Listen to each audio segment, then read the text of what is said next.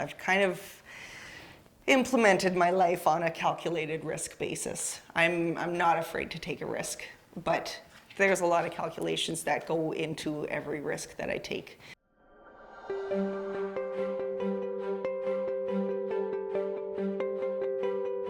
Hey, it's Stacey Berger here, and I am here with a special guest today, Meg Polson. Welcome here, Meg. We're so glad to have you. Well, thank you for having me. I'm honored to be here. So you and I don't know each other very well. We got connected last year, and you stretched me out of my comfort zone.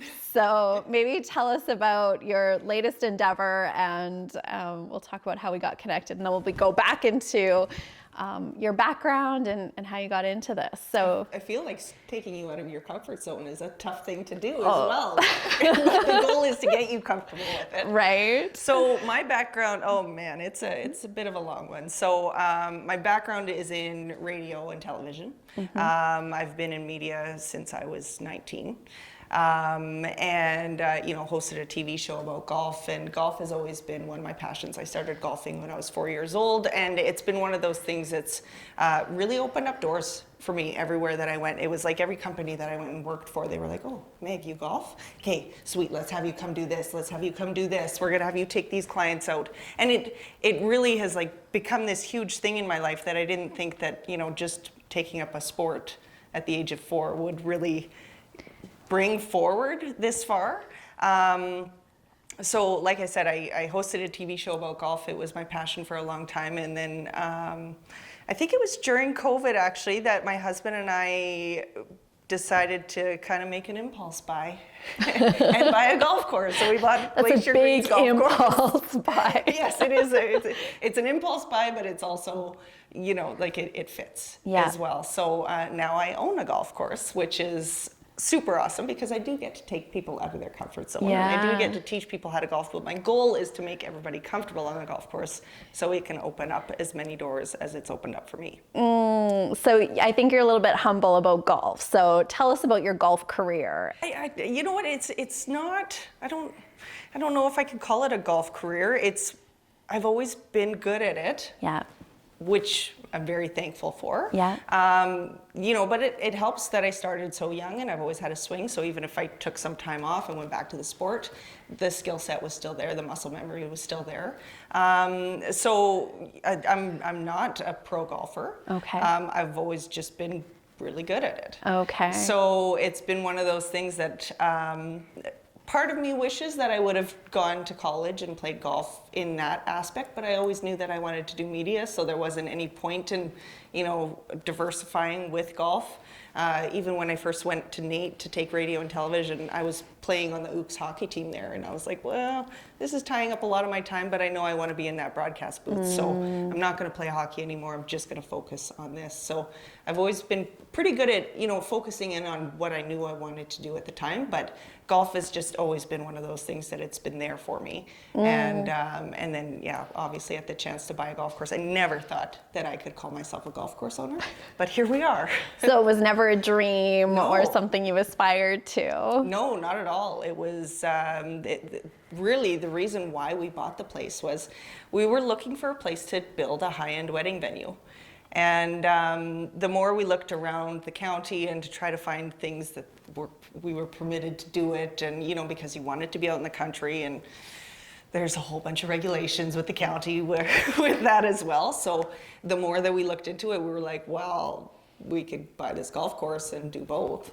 Interesting. So yeah, the golf course was kind of, on the back burner a little bit. Interesting, which I love because one of the things that I teach is to have a vision, but to release the how, right? So the vision was the high-end wedding, but how that was going to happen was completely different than what you expected. Oh, for sure. Yeah. And so you bought this golf course, and this is where you got me out of my comfort zone, is because I joined your ladies league last summer, which was an absolute blast. And what I appreciate about well, maybe I'll just let you speak into your vision about the golf course and. Well, yeah, it's a par 3 golf course, so it's it's going to be different than any championship course out there, and I have to market it different than any championship course out there because there's a different target that we're going after, and I really wanted to target it towards kids and towards females because it's a lot easier to get out there and play on a hole that's 100 yards or 150 yards than to all of a sudden step out onto a par 5 at a championship course and be looking at 500 yards thinking, how am I ever going to get the ball there? And it's daunting. Yes. So as part of my media career, I do a lot of golf tournaments where people will have me come out and do a par 3 challenge, and I'll just hit balls against people all day and raise money for charity. So I've seen you 1,000 times over. Yeah. All these ladies come up and they're like, oh, I'm just here because my company made me be here, and I'm not comfortable and I don't want to do the challenge, and it's fine. I never want to make anybody uncomfortable with it, but I don't want women to be uncomfortable on the golf course. I want it to be, especially our age range. Our kids are getting a little bit older, so now instead of dad taking the kids golfing, can't mom join them too? Yeah. Because when the kids are really little, it's really hard to get out on the golf course and take up something new. But now that they're a little bit older, okay, well, let's maybe take some time for ourselves and do this. So that's what I wanted to target it towards for women specifically, is that I want to teach you how to golf. And that's why I did the Ladies League in a way that I'll teach you a group lesson. Yeah. I'll give you the basics of golf at least, so that you can go out there, implement them, and understand the game instead of just going out there and doing the same thing over and over again, and maybe it's the wrong thing, right? Absolutely. So I do the same thing with the kids. A lot of the golf courses around here got rid of any of their junior programs, which I just don't agree with.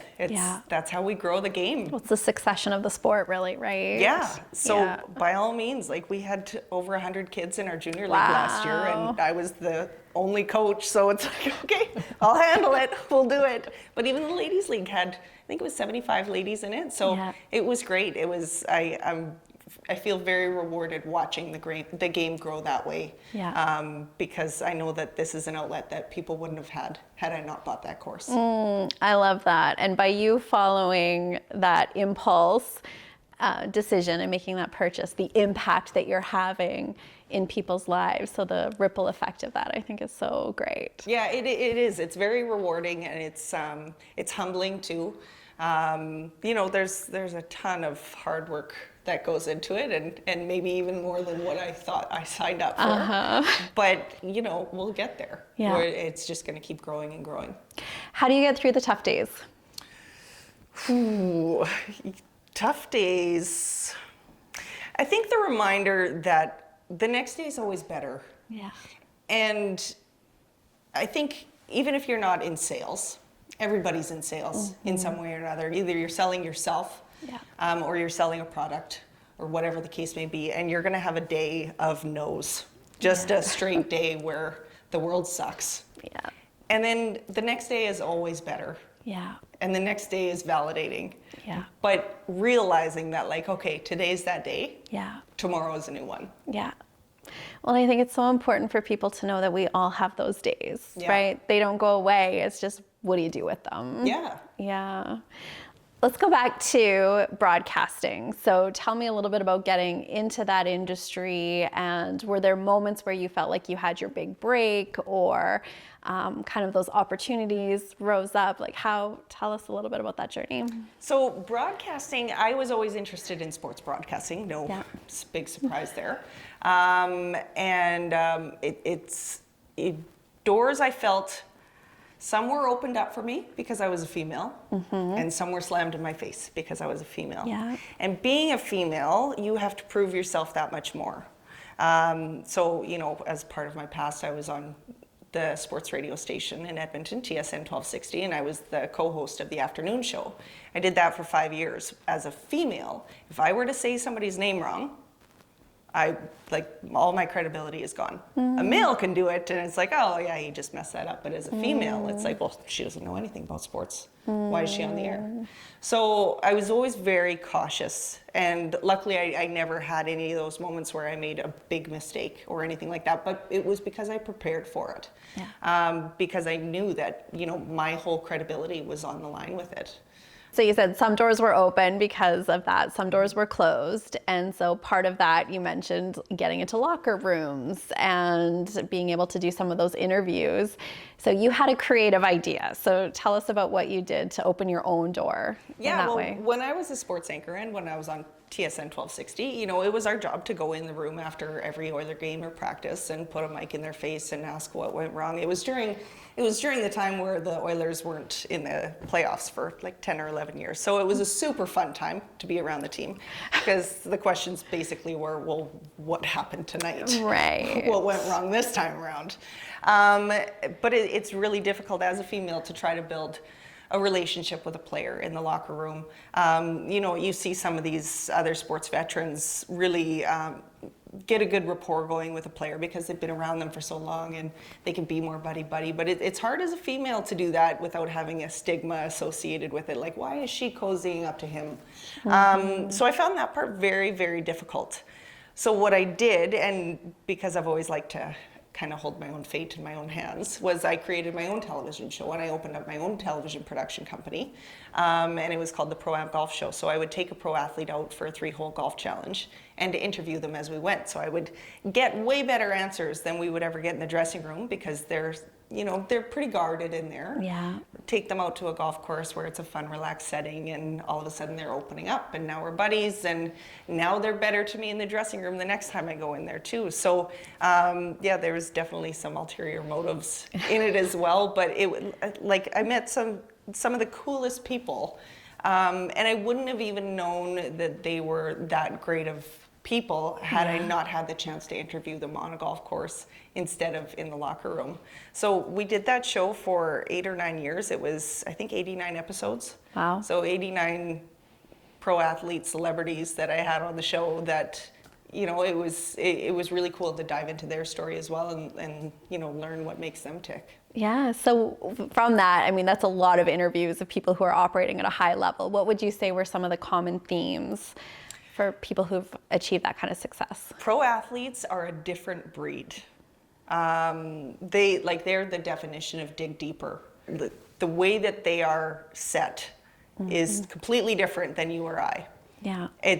I've never met a regular human being that isn't a professional athlete that has their same mentality when it comes to just that drive. Yeah. So what can us regular folks though take from, like, is there some golden nuggets or something, or success principles that you were able to take from those interviews? I think it's the ability to dig deeper. Yeah. And I've used that in my own life too. Yeah. You know, when you want to give up and you want to quit, and maybe it's when you're walking or running, or maybe it's when you're working on a client, or like it could be in anything in life. Yeah. But take that moment, realize you got to dig a little bit deeper right now, and you can get there. And there's always another level of deep. There is. Right? Yeah, for sure. Any other memorable moments in those interviews or lessons that would be helpful? Oh man, there's like just too many to go through. One of the coolest people that we had on the show probably was Glenn Sather. We managed to do 2 episodes with him at the Banff Springs, and he is a man that has had so much success.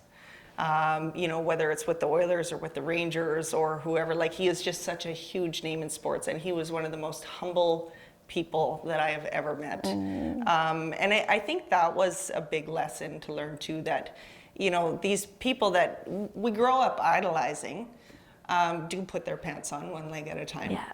But if they can be that humble and they're that big of a deal, can't we all? I love that. I love that. You mentioned, you know, the failures and those hard days. I think it's so important to recognize that no matter what level we're operating at, there's always those bad days. There's those hard times, those failures. Talk about maybe some of the failures that you've had in your journey and lessons you learned from those. You know, I've been thinking about that a little bit more recently, and it's the same thing as, you know, if somebody ever asks you, what do you regret? Nothing. Yeah. As for failures, I'm going to say no huge ones. Yeah. But the reason why I say that is because when something doesn't work out, I go to plan B. Yeah. Or I create a plan B. Yeah. So, there's been moments for sure where you get a hard no, or you get whatever it is that's devastating news, but there's nothing that even really comes to mind with it. And I know I've had it's not that I've gone without my fair share of bad days. I've had plenty of bad days, but it's okay, this has happened. Where do we go from here? And then you come up with your next plan. My dad was always a business owner growing up too, and he had a saying that drove me nuts as a kid, but has never been more true.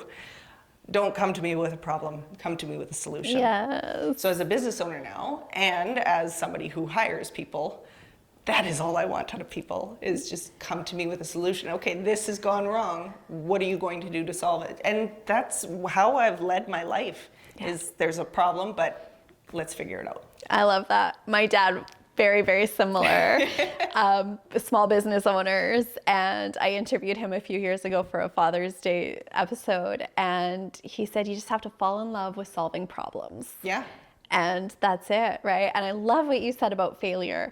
We have these talking cards with our kids, and it's just, you pull out these random questions. And there was a question about failure or making mistakes. And I felt the exact same way as I looked back at my life. Not that I haven't had them, but I've always reframed them and used them as a stepping stone into something greater, right? What's the solution here? Absolutely. And it's that's having a positive spin on it, yeah, right? And that's a mental attitude, right? To be able to choose that, and now what, right? What am I going to do with it? Where so many people go, why me? Why is this happening? Okay, now what? It's such a power move. It really is, yeah. And I think it's the only way that you can move on from one thing to the next, because we've all met people in our lives that stay in that moment and dwell on it, but we can't. Yeah.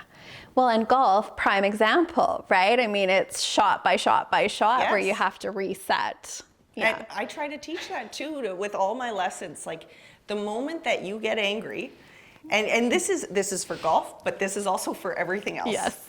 The moment that you get angry, your muscles tighten. Yeah. Now they're up here. Golf is a game of muscle memory. How are you ever going to hit a shot that's good again if you're that fired up going into your next shot?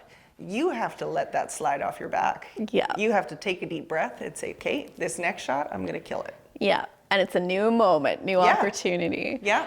There has to be so many parallels to sports and to success that you use. There really is. Actually, it's funny. This just came to mind as well. I coach my daughter's hockey team.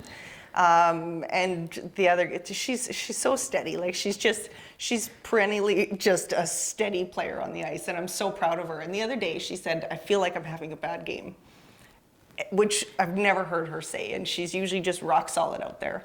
And I said, well, just because you're having a bad game or you feel that way doesn't mean the whole game has to go this way. We were in the second period. I said, there's half a game left. Now's your chance to take a deep breath and decide, are you going to play the rest of the game bad, or are you going to turn it around? And she came out flying. I was so proud of her. It was like one of those moments that I was like, yes. I love that. It wasn't even a mom moment. It was a coach moment, but I was just like, yes, go for it. Because it's so rewarding to watch that too, right? And to show her that just because you feel bad right now doesn't mean that you have to continue to. Yes. Well, and how many people decide at 10 a.m., oh, it's a bad day, it's a write-off. Yeah. Right? With a whole day in front of us. So. Yeah, or Mondays. Yeah, Mondays. As a business owner, every day is a Monday. Right. You are not only a business owner, but also a mom, you just mentioned. So how do you balance it all? So tell us about, what I'm that not looks like. sure I do effectively. I don't think any mom really sits down at the end of the day and is like, wow, did I ever kill it? Yeah. No, we don't. We have we're a blended family as well. So sometimes we have 2 kids in the house, sometimes we have 6 kids in the house.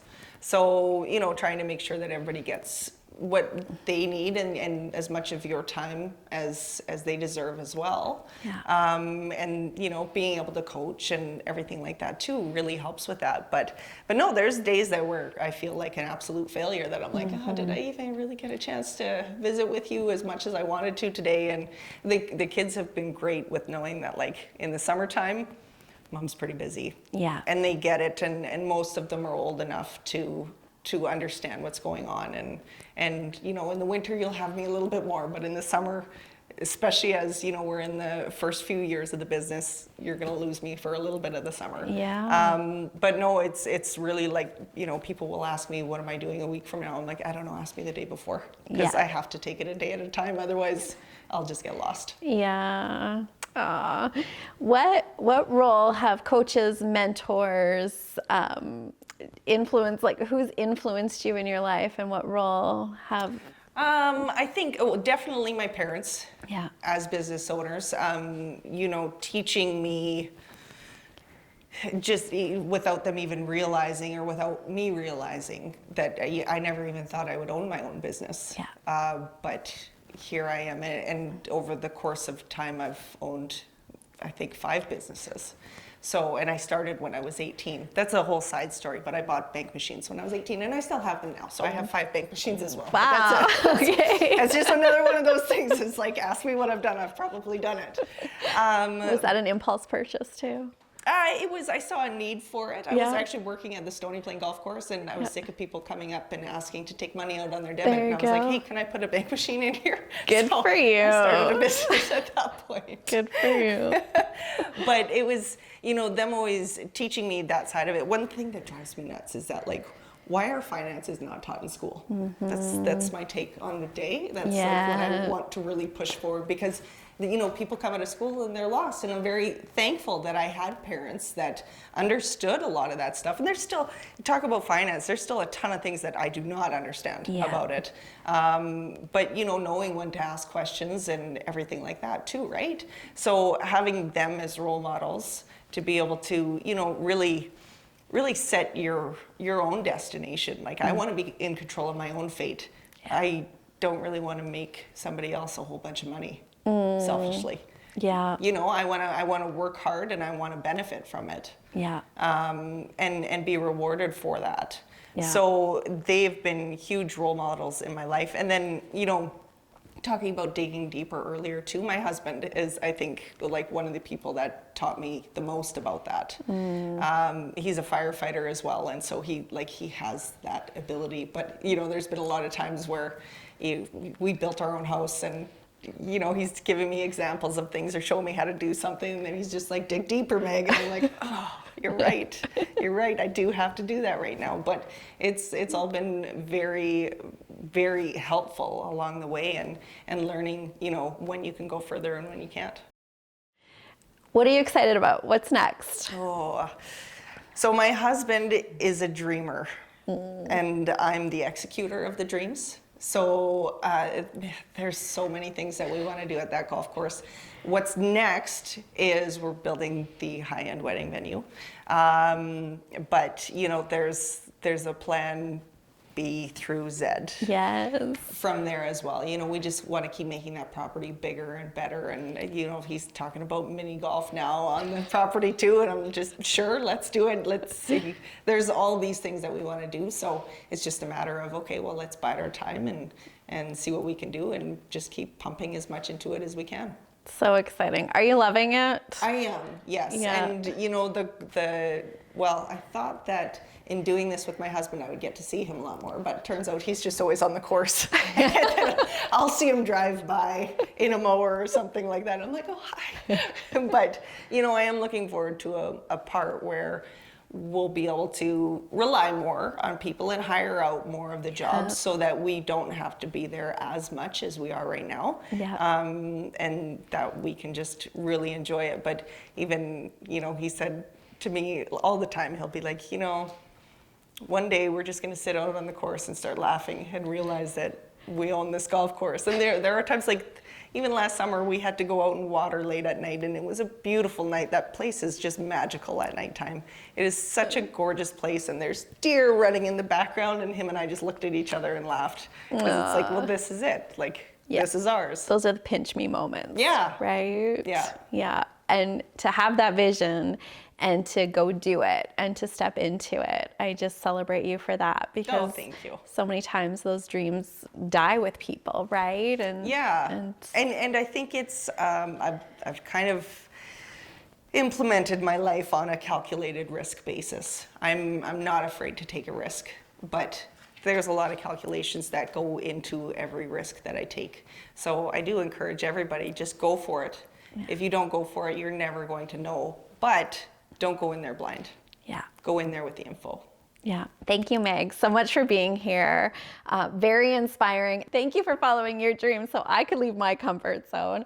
And I will see you on the golf course again this summer. Absolutely. So I'm looking forward to it. Yes, and I might even give you a little extra time too, so that we could, really develop that game, because I want you crushing it out there. All right, I appreciate that. Yeah. And I have to say, so part of my vision is as our kids are getting older, it's something we can do as a family, like you said, but it's also something Jeff and I can do together, right? It doesn't matter if he can crush it and I don't. It's something you can do as a couple. So absolutely, yeah, and especially, we're not really close to retirement. No, we got some years. But I want it to be, and that's what I've always had this dream of, that my husband and I can just go golfing every single day when we're in our retirement, maybe down south, maybe wherever, right?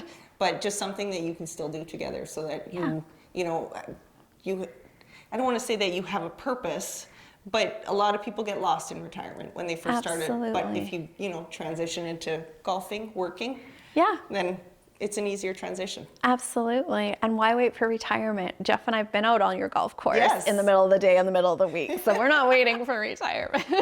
No, and I love that. So thanks again, Meg, for being here, for sharing your story with us. And if you're interested in learning more about the golf course, the Ladies League, the Junior League, the high-end wedding venue, which is going to be open soon, we'll put all of Meg's links in the description below so you can check those out. I am Stacey Berger. Thank you for being here. And here is to you living a life you love.